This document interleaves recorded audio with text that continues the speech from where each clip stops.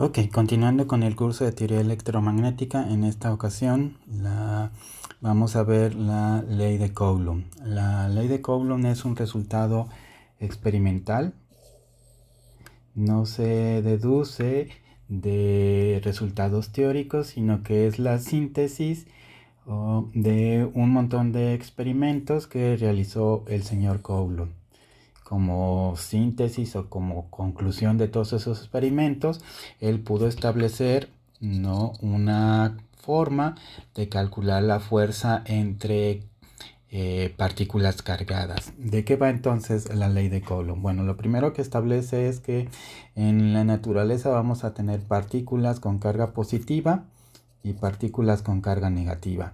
Y estas partículas van a interaccionar. ¿Cómo interaccionan? Bueno, si yo pongo dos partículas negativas de carga negativa, entre ellas va a haber una fuerza de repulsión, ¿ok? Una F, ¿no?, que va a estar dada de repulsión, ¿ok?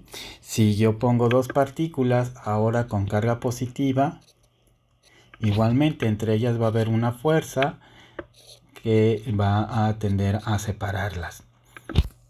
Y luego podemos hacer la combinación de una carga negativa ahora con una carga positiva a esto.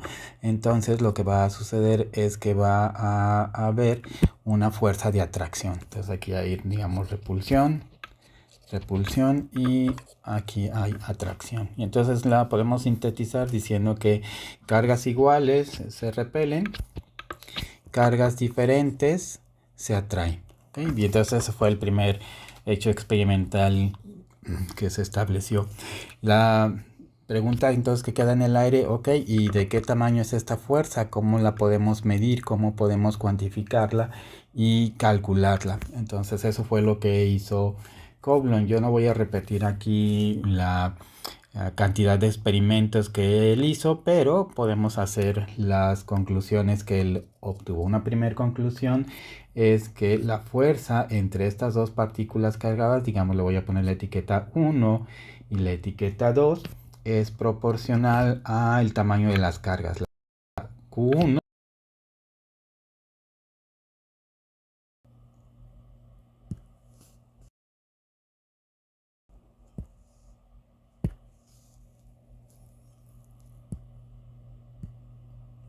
la carga Q1 y la carga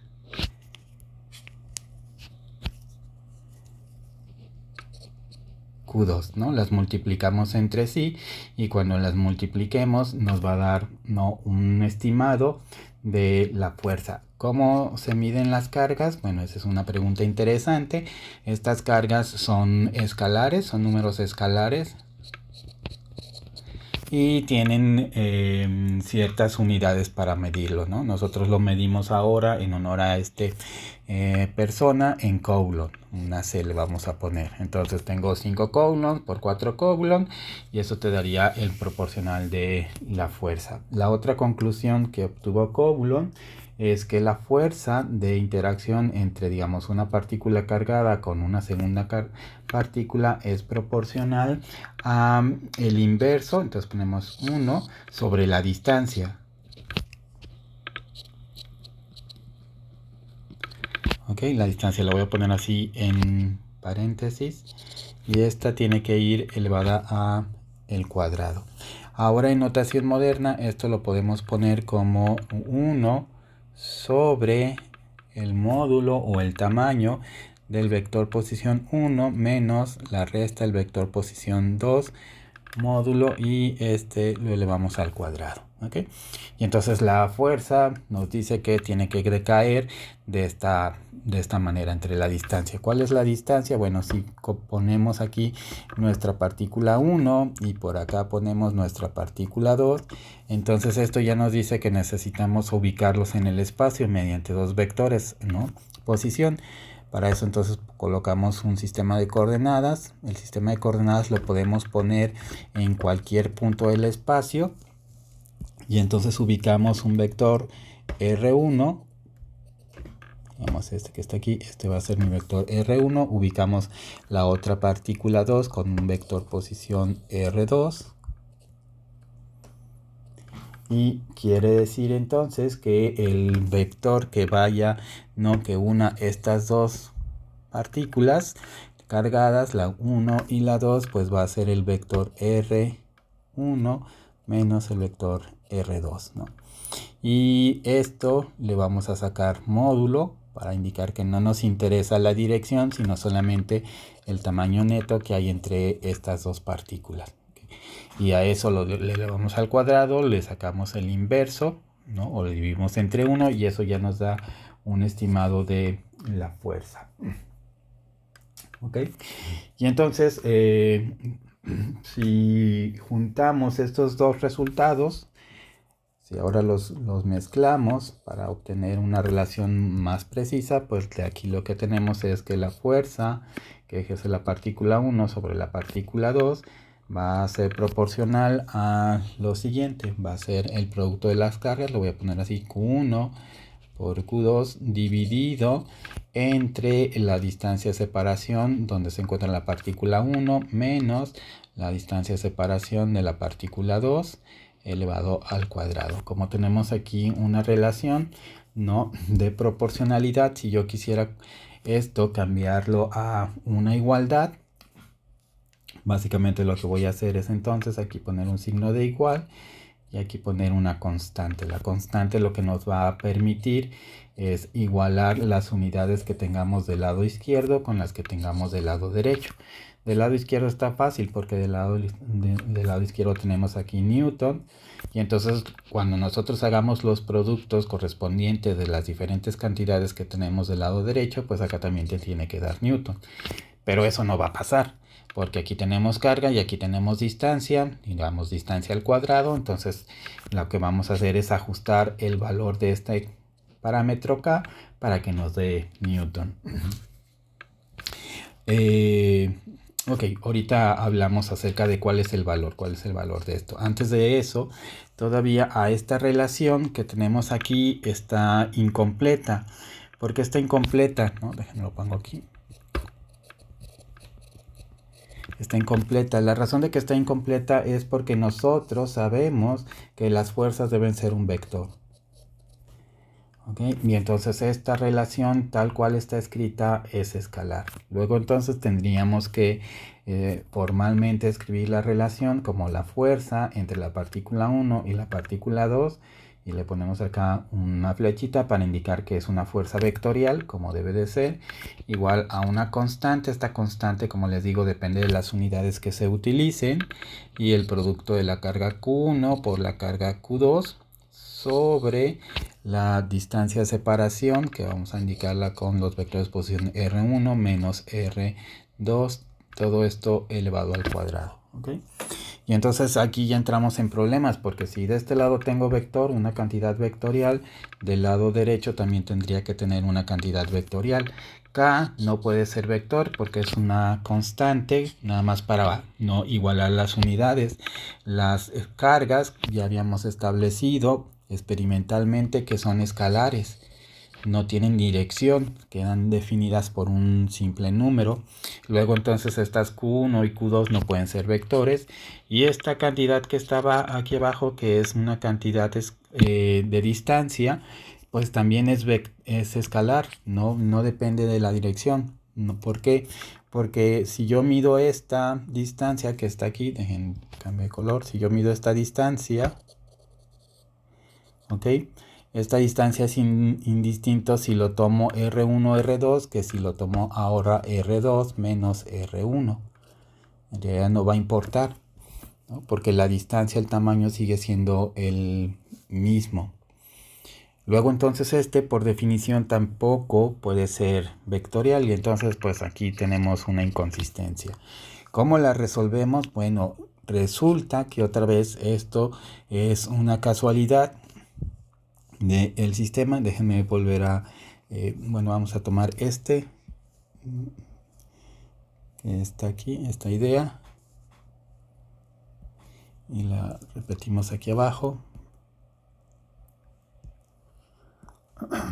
Y entonces la idea para encontrarlos es la siguiente, ¿no? Nosotros vamos a conocer esta es mi partícula 1, esta es mi partícula 2. Aquí vamos a tener la diferencia de los vectores, lo voy a poner con amarillo, R1 menos R2, esta es la diferencia de los dos vectores.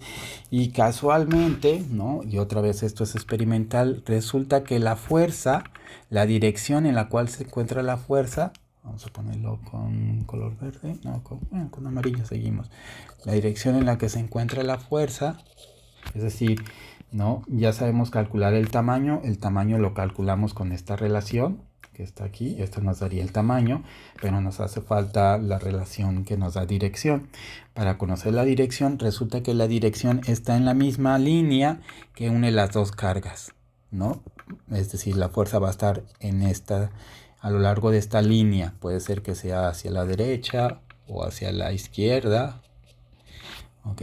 Hay que definir, pero siempre tiene que estar a lo largo de esta línea. No puede pasar que la fuerza, digamos, esté para acá. Vamos a ponerlo con otro ángulo, que la fuerza esté para acá o para acá o hacia adentro, algo así raro, ¿sí? Sino que la fuerza, por un resultado experimental, va a estar dirigida a lo largo de la misma línea que une, ¿no? la dirección de las cargas 1 y la carga 2. Pero esa dirección es la misma que este vector que está aquí. Ok, le podemos llamar el vector R. Y entonces, si yo quiero algo que esté en la misma dirección que R, ¿cómo lo construyo? Pues es muy sencillo. Tomamos mi vector R y entonces solo quiero dirección. Quiere decir entonces que voy a tomar R1 menos R2 sobre el tamaño R1 menos R2. Y esto que está aquí es un vector que tiene tamaño 1 y solamente entonces me va a indicar dirección. ¿Cuál dirección? Pues la dirección que va a estar dada a lo largo precisamente de la línea que une la carga 1 con la carga 2. ¿Ok? Y entonces a para ponerle la fuerza, lo que hacemos es aquí le ponemos un vector R, entendiendo que este vector R, por definición, está definido de esta forma. ¿Ok? Y esto que está aquí, esta construcción, es porque sabemos experimentalmente que la fuerza está a lo largo de la misma línea que une las cargas 1 y 2. ¿Okay? Y entonces con eso ya tenemos completa nuestra relación. Quiere decir que la fuerza de interacción entre dos cuerpos cargados 1 y 2 de forma vectorial la podemos poner como una constante K que solamente da unidades, el producto de las cargas Q1 por la carga Q2 dividido entre el vector la distancia que hay entre estas cargas, R1 menos R2 por el vector dirección. Esto va elevado al cuadrado por el vector dirección. Entonces es este R, lo podemos, ¿no?, colocar explícitamente. Entonces aquí te quedaría R1 menos R2.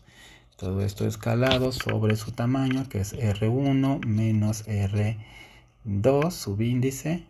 Y entonces si simplificamos, esto te quedaría que la fuerza 1, 2 entre dos partículas cargadas la puedes escribir como K por el producto de Q1 por el producto de Q2 escalado sobre el tamaño R1 menos R2 y ponemos ahora aquí al cubo porque aquí tenemos cuadrado más otro tamaño. Entonces te quedaría al cubo y la dirección estaría en la línea que une el vector R1 con R2. Y esta que está aquí sería ahora sí nuestra expresión para calcular la fuerza entre dos partículas, ¿ok? Dos partículas cargadas. Todavía queda una ambigüedad porque tenemos que establecer qué es esta constante K. Como les digo, esa depende de las unidades que nosotros trabajemos. Y entonces aquí tenemos problemas porque no se usan diferentes sistemas de unidades. Por ejemplo, tenemos el sistema KS o el Sistema Internacional de Unidades. S usa pues metro, kilogramo y segundo. Y luego también tenemos el sistema inglés. En el sistema inglés se utilizan CGS. ¿Ok? Y entonces para el sistema no internacional, la constante K tiene una forma, digamos, bastante complicada de escribirle. Se va a escribir como 1 sobre 4pi epsilon sub 0, donde este epsilon sub 0 es la constante dieléctrica del medio. Y en particular, como tiene el sub 0, le vamos a suponer que está en el vacío. Entonces esta fuerza que está aquí se está ejerciendo entre dos partículas que en principio están en el vacío. Recuerden que el vacío es una construcción ideal. En la naturaleza no podemos generar un vacío neto, ¿no? Siempre quedaría ahí un remanente de energía o de materia. Entonces esto nada más funciona de manera ideal, de momento, ¿no? Aquí en la constante aparece el 4pi. Este 4pi es una constante que va a estar apareciendo de manera recurrente, y espero más adelante justificarla. ¿Por qué aparece este 4pi? O una aproximación de por qué justificarla. ¿Okay? En cambio, en el sistema inglés CGS, ¿no? La constante K se escribe muy fácil, simplemente se pone 1. ¿Ok? Pero aunque aquí se va a simplificar, es decir, te quedaría simplemente aquí en el sistema inglés, la relación te va a quedar así, la fuerza de Coulomb te queda así, se queda muy simple, pero las expresiones que vienen más adelante se van a complicar. Van a tener que tener unos factores en particular. Siempre van a estar arrastrando factores de 4pi o de 2pi. En cambio, si elegimos el sistema inglés, en el sistema inglés la ecuación de Coulomb se escribe de manera complicada porque sería 1 sobre 4pi epsilon sub 0. Pero más adelante las ecuaciones de Maxwell se simplifican. Y entonces esa es la ventaja. ¿Okay? Aparentemente aquí tenemos una manera muy complicada de escribir la constante, pero más adelante se van a simplificar. ¿Podemos pasar de un sistema a otro sistema? La respuesta es sí. Básicamente lo que tendríamos que pensar es en establecer una relación entre las cargas. Tendríamos una carga, vamos a ponerle a este lado, una carga Q, y esta estaría relacionada con 1 sobre la raíz de lo que me dé 4pi epsilon sub 0 de la carga, digamos, le voy a poner así, estrella. Y entonces esta nos permitiría pasar de un sistema de coordenadas inglés, aquí le vamos a poner en inglés, a un sistema de coordenadas en el que estamos en el sistema internacional. ¿Okay? Haciendo esta relación, haciendo esta sustitución, podemos fácilmente pasar de uno a otro sistema coordenado. ¿Okay? Y entonces ya con eso quedaría esta expresión completa. A lo largo del curso voy a estar utilizando de manera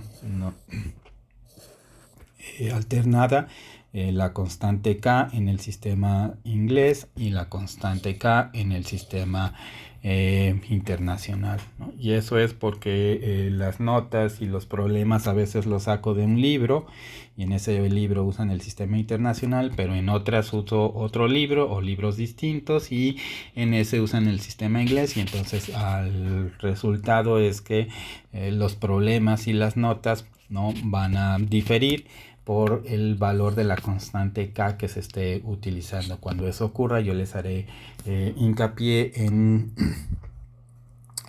el proceso, ¿no? Muy bien, y entonces una vez que tenemos esta relación,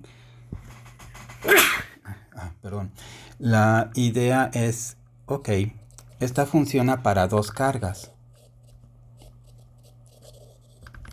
Pero en la naturaleza tenemos dos cargas, carga 1 y carga 2. Pues la verdad es que no. En la naturaleza tenemos muchas cargas.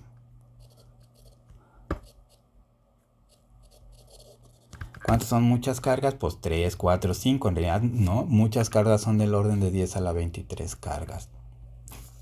Y entonces la idea es, ok, ya que la conozco para 2 cargas, la puedo entonces no extender para muchas cargas. Y la respuesta es sí, y para hacerlo simplemente vamos a hacer uso del principio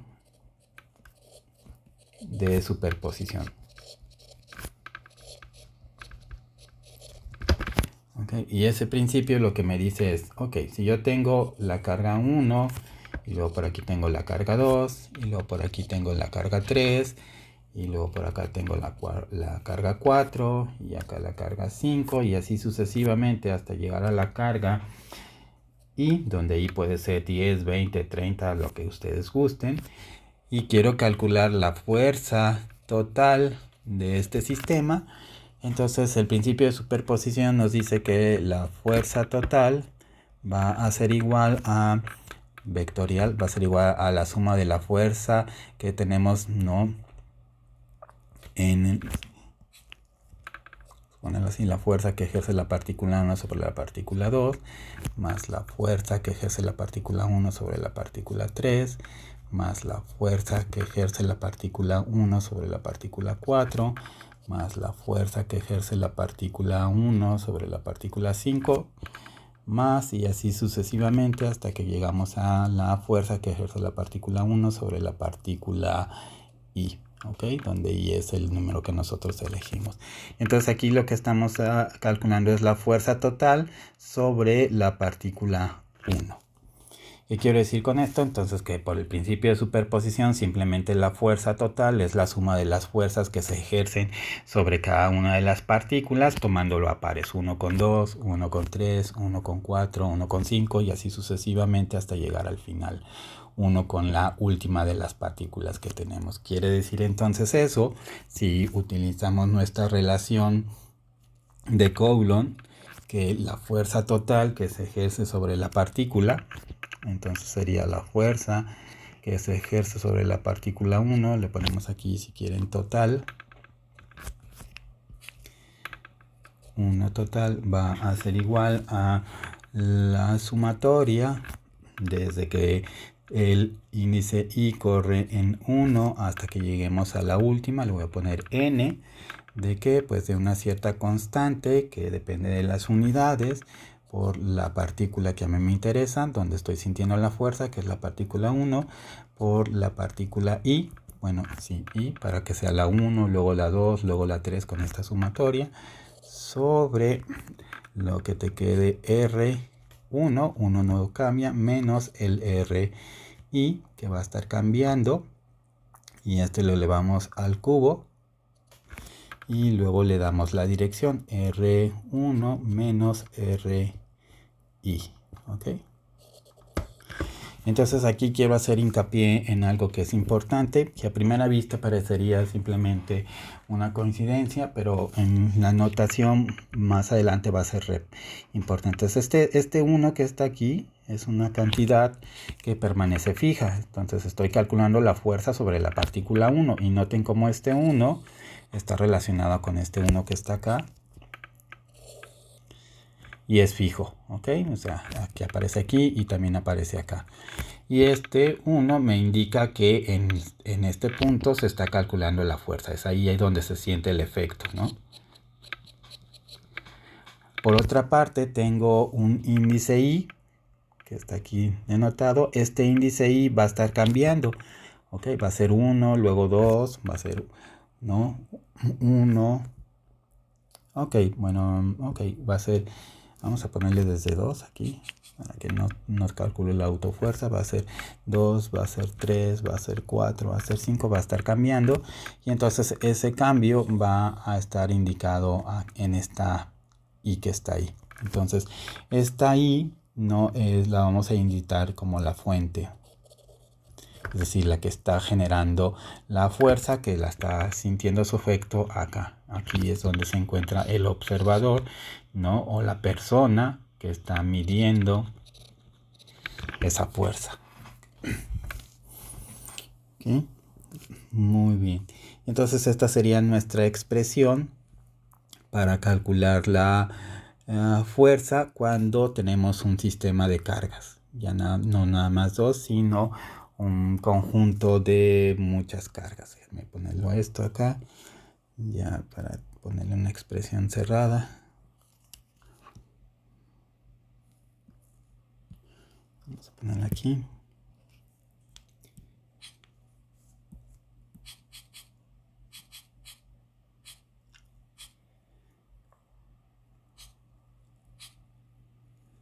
Ok, nos quedaría así, ¿no? Y esta sería ya nuestra expresión para calcular la fuerza para un sistema de cargas, pero tiene la particularidad de que este sistema de cargas tiene que ser algo puntual. ¿Ok? Nos podríamos quedar con esta idea, hasta ahí estaría bien, pero podemos hacer algo todavía mejor, porque podemos pensar ahora que tenemos muchísimas cargas. Recuerden que yo les dije que íbamos a tener cargas de 2, 3, 4, pero la idea es pasar a un sistema de 10 a la 23 cargas. Entonces cuando pasamos a un sistema de 10 a la 23 cargas, es decir, muchísimas, esta expresión pasa a ser un continuo.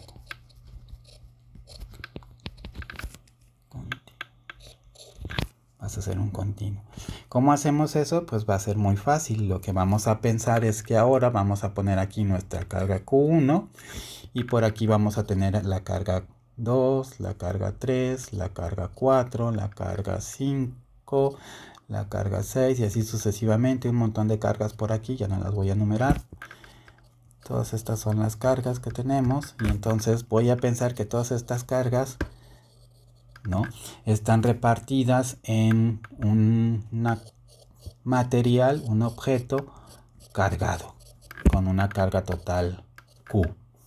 Y entonces estamos calculando la fuerza que ejercen todas las cargas de este objeto que tiene una carga total Q. Vamos a poner aquí una T para indicar que es total, sobre, ¿no?, la carga puntual Q1. ¿Cómo hacemos eso? Bueno, lo que vamos a hacer es pensar, ¿no?, que el sistema tiene una carga continua. Ya no son cargas puntuales, sino que tenemos una carga continua. Y entonces me voy a tomar un pequeño cuadrito. Tomamos aquí y entonces tomamos un pequeño cuadrito. En ese pequeño cuadrito voy a suponer que tengo un diferencial de carga. ¿Ok? Que como aquí hay una I para enumerarlos y acá es un continuo, lo que voy a pensar es que este es un prima. Voy a poner un DQ prima. Evidentemente ahí tengo uno, luego por acá tendría otro DQ y luego por aquí tendría otro DQ muy pequeñito, luego por acá tendríamos este DQ. Estos DQ son cargas, son elementos, son bloquecitos donde hay pequeñas cantidades de carga y sobre cada uno de estos vamos a calcular la fuerza que ejerce este pequeño bloquecito, sobre la carga puntual Q1. Luego ya después, ¿no?, agregamos este otro pequeño bloquecito sobre la carga, ¿no?, sobre la fuerza de la carga Q1, y luego este otro pequeño bloquecito sobre Q1 y así sucesivamente. Pero eso ya lo sabemos hacer. Eso que está ahí simplemente se llama que cuando pasamos a un continuo, entonces este proceso va a ser equivalente a integrar. Entonces cuando tenemos un continuo, la expresión para calcular la fuerza te va a quedar la fuerza total que se ejerce ahora sobre el vector R1, lo voy a indicar así, va a ser igual a la sumatoria, ahora va a pasar a ser una integral, ¿ok? La constante K de unidades sigue apareciendo y ahora aquí este Q sigue apareciendo porque es donde se encuentra la carga. Vamos a ponerla así, Q1, y luego este de QI ahora va a ser mi diferencial. Entonces ponemos este diferencial Q, ¿no? Le voy a indicar una prima para indicar que tengo varios, así como aquí lo poníamos un índice I, aquí lo voy a indicar con una prima, y luego esto lo vamos a escalar entre, me queda todo chueco, este lo vamos a escalar con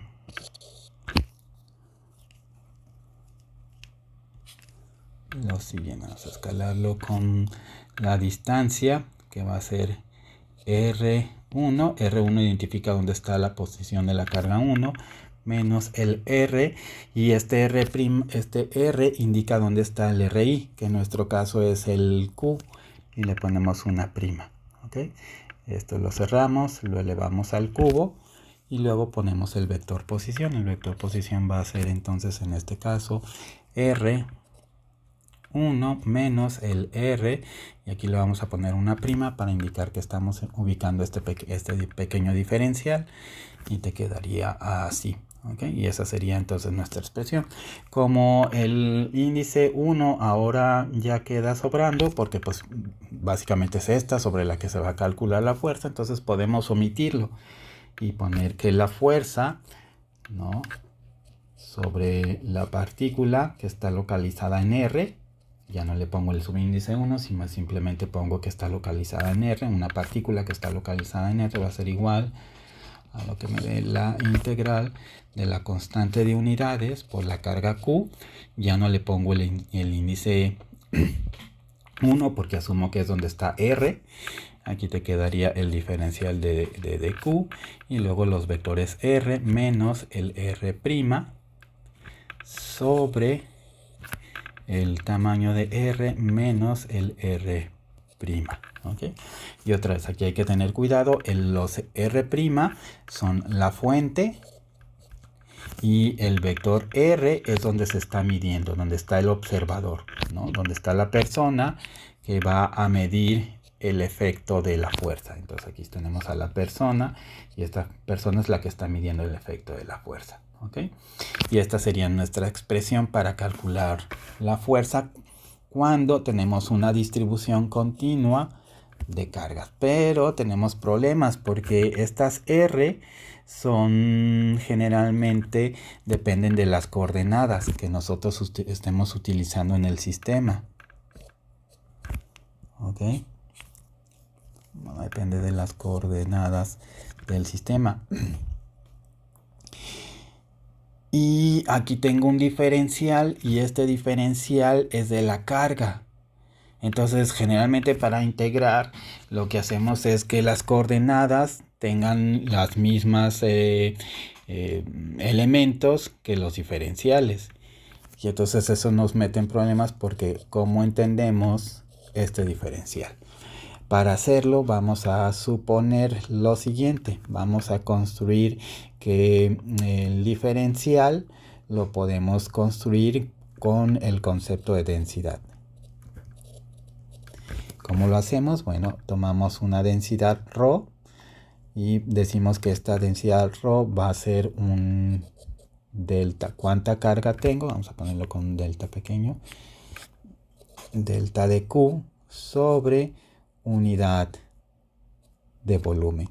Cuando esto vamos a hacer que en el límite, cuando la delta de volumen tiende a hacerse 0, entonces esto se va a transformar en un diferencial de carga sobre un diferencial de volumen. Y básicamente lo que estamos diciendo es, toma la carga del material y divide entre el volumen, y eso te va a dar un aproximado de la densidad.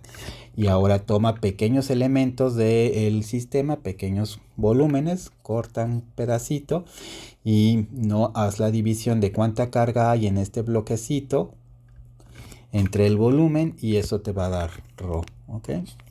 Y entonces de esta forma definimos que el diferencial de carga va a ser, le voy a poner aquí la prima para indicar que estamos calculando el de la fuente, va a ser igual a ρ, y la ρ va a depender del vector R' por el diferencial de volumen primado. Y ahora sí, este diferencial de volumen primado depende de las coordenadas. Y entonces ahora sí ya tenemos, ¿no?, toda nuestra integral bien definida, porque tenemos aquí una dependencia funcional de las coordenadas, y el diferencial de volumen también está en función de las coordenadas, y podemos integrar. Esta ρ vive en un espacio de 3 dimensiones. ¿Por qué vive en un espacio de 3 dimensiones? Pues porque estamos dividiendo entre un volumen. Podemos hacer algo y decir que vamos a tener una sigma que va a ser igual a el límite cuando el delta de área tiende a hacerse muy pequeño. ¿De qué cosa? De la carga por el delta de A. En el límite esto te va a quedar un diferencial de Q' sobre un diferencial de área. Y entonces aquí lo que estamos pensando es que tenemos en dos dimensiones. Es decir, acá tenemos un objeto cargado en 3 dimensiones. Aquí vamos a tener un objeto en una dimensión, por ejemplo un plano. Y entonces tenemos este que está aquí. Okay, y tendríamos que el diferencial de carga va a ser igual a sigma, que va a depender de la posición prima por el diferencial de área. Y otra vez, este va a depender de las coordenadas, por lo tanto ya nos queda bien definida porque aquí tenemos R que depende de las coordenadas. Y entonces tendríamos en este caso una integral, aquí esta integral, realizada sobre una superficie, una integral de superficie. Ya finalmente podemos pensar en un sistema en una dimensión. En una dimensión básicamente lo que estamos pensando es que tenemos algo así como un alambre. ¿Okay? Muy delgadito. Algo así, no me queda a mí, pero es un alambre. Vamos a ponerlo mejor así, como un hilo.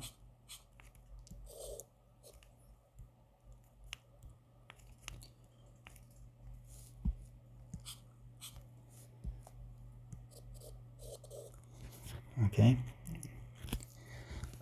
En una dimensión. Y en ese caso, entonces, repitiendo lo mismo, generalmente se usa la letra lambda cuando estamos en una dimensión. Te va a quedar que el límite, ahora cuando la longitud, el elemento de longitud tiende a 0, del diferencial de carga dividido sobre el elemento de longitud, y esto va a ser, aquí ya me equivoqué, aquí es una delta. Entonces esto te va a quedar el diferencial de carga prima dividido entre un diferencial de longitud. Vamos a ponerle así, L. Por lo tanto te queda que el diferencial de carga prima va a ser igual a la lambda, que generalmente depende del vector posición prima, por el elemento de longitud prima. Vamos a ponerle primado a este. Vamos a ponerle primados al área y primado al volumen. Y entonces podemos calcular la densidad de carga de esta manera, en un espacio, en una dimensión. Podemos calcularla de esta manera, en un espacio en 2 dimensiones, y podemos calcularla de esta manera, en un espacio en 3 dimensiones. Y simplemente lo único que va a cambiar aquí es que la integral sería una integral de volumen, una integral de superficie y una integral de línea. ¿Ok? Y sería la misma expresión. Y esta expresión, cuando ponemos las integrales, es cuando queremos calcular un continuo, cuando tenemos un objeto cargado de carga continua. ¿Ok? Muy bien, con eso cerramos la clase. Hasta pronto.